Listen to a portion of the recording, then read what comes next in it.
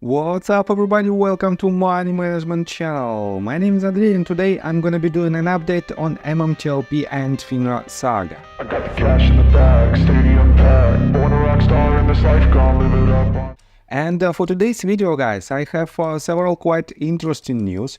First of all, I will show you who might replace Gary Gensler on his head of SEC position and when it might happen. And what will be the consequences for our case in this matter.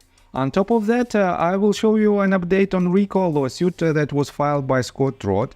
He is about to file another update in his RICO case. On top of that, guys, I will show you the answer of Charles Schwab, where they tried to challenge the $4,000 per share price of next British hydrocarbons, and I will show you how they are trying to mislead the audience and the judge himself. So, and before we dive deep into all of this, guys, please hit the like button for YouTube algorithm and drop me a line in the comment section if you think my videos are valuable for you. So let's start with this news. Meta News just 17 hours ago published this update. Just in, Robinhood chief legal officer favored to replace Gary Gensler at SEC if Trump wins the US election. And guys, I have to say that this news by itself is quite interesting. Let me show you this in details. As you can see, we are on NewYorkPost.com, and this article was published just yesterday, and it's titled Robinhood's top lawyer might replace SEC chairman Gensler under Trump report. And let me show you this. A top Robinhood executive has emerged as the leading contender to front the Securities and Exchange Commission if Donald Trump wins the presidency and osts SEC chair Gary Gensler, according to a report. Dan Gallagher, Robinhood's chief legal officer and former SEC commissioner, and this is quite interesting add-on, is believed to be the Republican nominee's top pick, according to a dozen former top regulators, lobbyists and securities lawyers interviewed by Politica. He'd be a natural choice, a former SEC official told the publication. Let me quote you this. Other names floating around as a potential Trump picks for the position include former Commodity Futures Trading Commission Chair Chris Giancarlo, also known as CryptoDebt, former SEC General Counsel Robert Stebbins, now a partner at Wilkie Farr and Gallagher, and the current SEC Commissioner Hester Pierce, who occupies a Republican seat on the commission, according to Politica. So guys, quite interesting set of candidates, and I have to say that in general for now it is too early to say that this might be a very promising update for MMTLP case, or this will be the worst possible choice to replace Gary Gensler with Dan Gallagher. We don't know what will be his point of view on MMTLP case, but guys, I have to say that it is very important to see the changes in these top level executives, because the longer these people occupy their positions, the more likely they will be involved in the illegal schemes. And that is why, guys, I have to admit that in general it is very positive news, not only for MMTLP case, but for the entire retail community in general. So let's take a look to another news. Scott Roth published this just several hours ago. Last box checked before the writ of mandamus compliant to SEC about Schwab and TD destroying evidence, refusing to trade, and request for disgorgement of Schwab profits in overselling MMTLP to be paid out to Schwab and TDA people clients burned in MMTLP. I've also asked for the suspension of Schwab's brokerage license, and the week is just getting started. And he added the link to this document. Guys, I want to show you just one part of this document that is extremely interesting in my opinion. This is the request for investigation, sanctions and disgorgement. In light of Schwab's egregious misconduct, I respectfully request that the SEC 1. conduct a full investigation, initiate an investigation into Schwab's violations of securities laws, specifically related to their failure to preserve critical records, their participation in overselling MMTLP shares, and their refusal to trade the stock even under regulatory orders. This investigation should include a detailed review of Schwab's internal practices regarding record-keeping compliance with SEC Rule 17a-4 and its role in the overselling of MMTLP shares. Number 2. Disgorgement of profits. And guys, this is a quite interesting update. Investigate how many long shares Schwab sold and at what price and over what time period. Based on the findings, I request that Schwab be required to disgorge the profits earned from selling the oversold 90 million MMTLP shares, which ranged in price from $2.9 to $12 per share. The disgorged amount should be distributed to the 7.5 thousand Schwab and TD Ameritrade clients who held MMTLP shares and should not be considered as settlement of any claims any Schwab client may have in US District Court nationwide and in their state courts for securities fraud against Schwab. So guys, this is quite promising bullet point. Next one, and it becomes even more interesting. Suspension or revocation of broker-dealer license.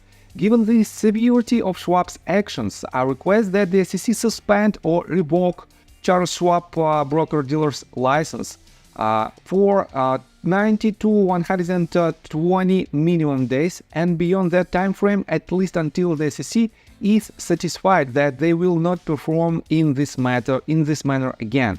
Schwab's destruction of evidence, fraudulent practices, and refusal to trade MMTLP even under potential regulatory orders represent a clear violation of both SEC and FINRA regulations. And guys, before this, Scott added the part of violations of FINRA and SEC regulations. And here you can see 5 bullet points with the exact rule that was violated and how this rule was violated in particular.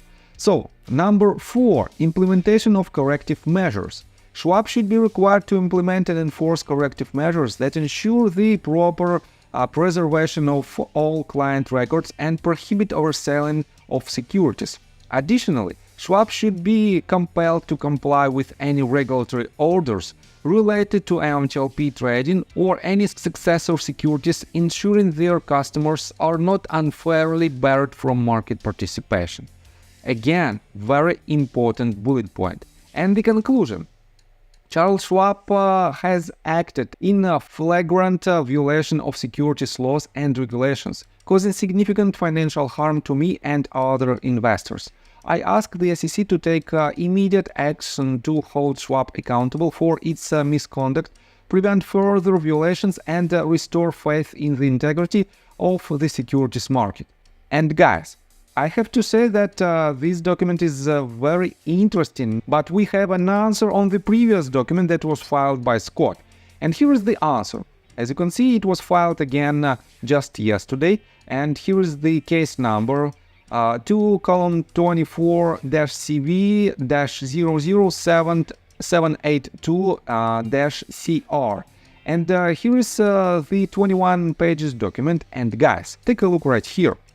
On page 3, Schwab wrote this. Trott merely alleges that the real value of his 305 untradeable MMTLP shares on December the 9th of 2022 should have been $1,220,000. These are the same shares he had bought for less than $3,000 10 days earlier.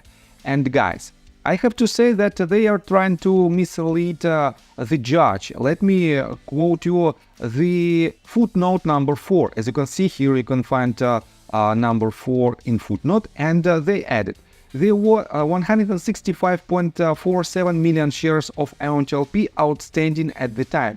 Given Trott's supposition, those shares would have been worth a combined $660 billion. Metamaterials book's value as of its then most recent Form 10Q was under $400 million.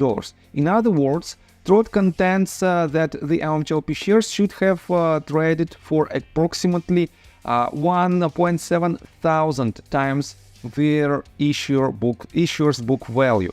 And guys, I have to say that this is a pure fact manipulation, because let me show you that Scott mentioned about up to $1.22 million. His total position should be somewhere at this range. And this is the share price of $4,000 per share for his 305 shares. And guys, let me show you that they are trying to manipulate the facts. Let me remind you, for example, the IPO of Rivian. And at the time of their IPO on November the 9th of 2021, they had 153 million shares. And guys, take a look right here. The highest price for these shares was at $178.84. This means the total market cap of the automotive company that barely produced just several vehicles at this very point was roughly $27.5 billion. And guys, was the trade suspended at this point? No, it wasn't. We had buys and sells at this very point, and this means it was a fair equilibrium price. But did it reflect the actual market cap of the company? Definitely not. Another example of GameStop. And right here, let me show you in details. In 2021, at this very point, the highest market cap for this company on January 27 of 2021 was at $22.64 billion. And guys, was this market cap the real intrinsic value of GameStop company? Definitely not. But does it mean that it wasn't a fair price at this very moment? Definitely not.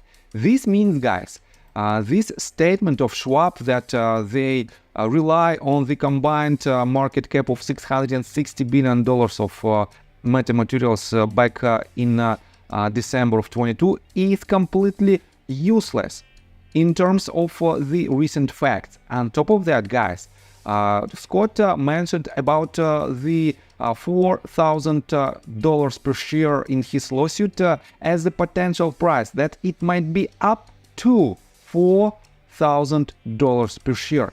And definitely, guys, this is a pure fact manipulation, and that is why, guys, we have to push our case forward, because Schwab is trying to escape from this case. And let me show you what do they want. The last page is right here, I guess somewhere here. So, conclusion. For the foregoing reasons, the court should grant Schwab's motion to dismiss and dismiss with prejudice all claims against Schwab. So, quite obvious conclusion from the Schwab's standpoint, but guys, it shouldn't be granted, and I think we have to fight even harder, because this fact manipulation of the share price and the total market cap of metamaterials without the proven intrinsic value of this company is a complete BS, and I just showed you why I think so. And guys, let me tell you my personal story. I have a wife and 2 children aged 11 and 15, as well as a small dog. After 30 years of living in Russia near the Baikal Lake, we decided to move. Now we reside in Serbia. Although I don't own any MMTLP shares, I invest a lot of time creating daily MMTLP videos. I have been doing this every day without days off and holidays for more than 1.5 years. Now I wish to buy back this time from my family, from my children. We've agreed that I will ask the MMTLP community to support me, and I will give all the money to the children. Therefore, if you believe that I am providing useful content for you and wish to support me, you can join my Patreon account. For $5 a month, I will add your name to my list of supporters if you wish. Thank you in advance. The link you can find in the description below. So, I think that's all information that I want to provide you. If you like my video, please hit the like button and subscribe to my channel, and see you guys and girls next time. Bye!